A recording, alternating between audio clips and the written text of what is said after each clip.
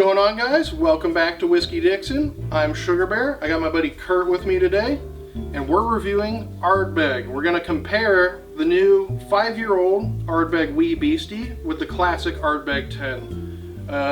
Let's get started. So, this is a brand new release from Ardbeg. As far as I know, I don't know if they've been making this for a while. I've never seen this, and I've been an Ardbeg fan for the last several years. Amazing distillery. And yeah, it's just interesting to see a distillery release a 5-year-old age statement whiskey. You don't see a lot of really young age statements like that. The youngest Islay I've ever seen was 8-year. Typically when they're younger, they blend them or just no age statement at all. Yeah, exactly. So it's interesting, it's just straight up 5 years old. So I'd say that's probably the first one we should taste, but let's kind of nose them side by side and see. Yeah, so the 5-year kind of smells like a 5-year. It's definitely got some fumes, it's definitely got some youth to it. Yeah, younger. It's not soapy necessarily like a lot of other younger whiskeys tend to be, but it smells a little abrasive. But in a good way. I mean, it's definitely the classic peat, you know, that almost like burnt mud taste you get from Ardbeg, really earthy peat. I'm really surprised to see the 5-year darker than the 10-year. Wait, what? Typically Yeah. you got younger whiskeys that are going to be... Is that the 5 years on the right? The 5-year is darker than the 10-year, which is very How is uncommon. That possible? Unless it's sherry finished or color added, that is very uncommon. The only difference, I mean, there's a proof difference. You know, we're talking 47.4 versus 46. The Ardbeg 10 is always 46. Too much different. And this you can get all the time. This is like their flagship whiskey. This is just a limited release from them.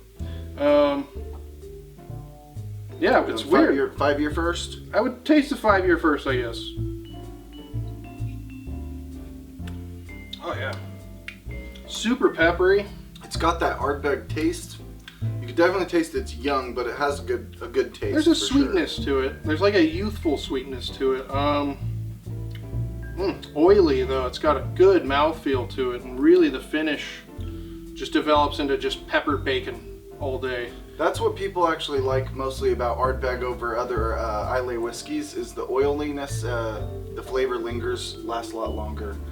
Yeah. Some of them just kind of cut off, they drop off, and Ardbeg really, it's thick and it'll stay around. Ardbeg doesn't taste it the next morning. They don't skimp on the peat. Like Ardbeg is, in my opinion, as peaty as it gets. I think Ardbeg whiskeys are just the smokiest, peatiest whiskeys. It's weird, going from the 5 to the 10, the 10's a little sharp on the nose. It doesn't have that fuminess though. It's not, you can It's tell less it's not fumy, as young as that. But it's also just less in general. There's almost like less to the 10. Like on the palate, okay, on the palate it's great, actually, super smooth. The peat takes a second to develop. It's almost like taking a sip of really strong coffee or something. It's like you don't really taste anything, and then like the finish really starts, like it starts boiling up. I forgot how good the 10 is. The 10-year, in my opinion, is a lot smoother. I don't necessarily like the flavor better than the 5-year. Yeah, I'm surprised at the amount of flavor they got in 5 years on that. I'm starting to think they're more, like, I assumed that the 10 would blow the 5 out of the water just because it's twice as old. What I'm noticing trying both of these is that this 5 is awesome. Like, this is actually, I would say they're pretty damn equivalent. It's more like smoothness versus richness and peatiness. I actually think that the 5 is a little richer in flavor. I actually think you get a little more complexity with the 5 than you get off the 10. The 10 is more smooth, more rounded, a little more maybe sophisticated. So what's the price difference on these? They're only $5 or $10 apart in price difference, right? Yeah, the 10 is typically around 60. That's like the normal price. And then the Wee Beastie we got for 55. So at the liquor store? Yeah, so they're pretty close in price, I mean, and in quality. I'm actually surprised. To be honest, I thought the 5 was a little gimmicky. It's probably gonna be too young.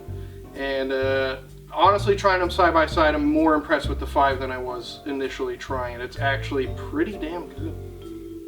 I would have a hard time choosing between these, actually. I like them both. And I have no idea, I don't think either of them are like sherried or anything. It doesn't specify, but I'm pretty sure they're not. You don't really get a lot of fruity, raisiny sort of notes off of either of these. These are just classic peat. Just classic peat Islay whiskey, probably aged in like an ex-bourbon cask. That's what Ardbeg does best. But I was expecting the 10-year to be a bit better, knowing it was aged twice as long. Yeah, maybe. I'm kind of surprised. Maybe it's the order we tasted them in, but I'm shocked by how good the 5 is. You can tell it's a little younger, but yeah, I'm pretty impressed. I'd say the 5, yeah, better flavor on the 5, better complexity. The 10 is just a bit smoother, a bit easier to drink.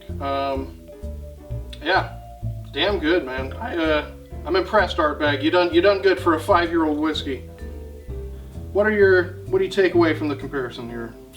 The 5-year, I'd say, has a better flavor. You could definitely taste it's a little younger, but I don't know of any Islay whiskey that's that good for the price.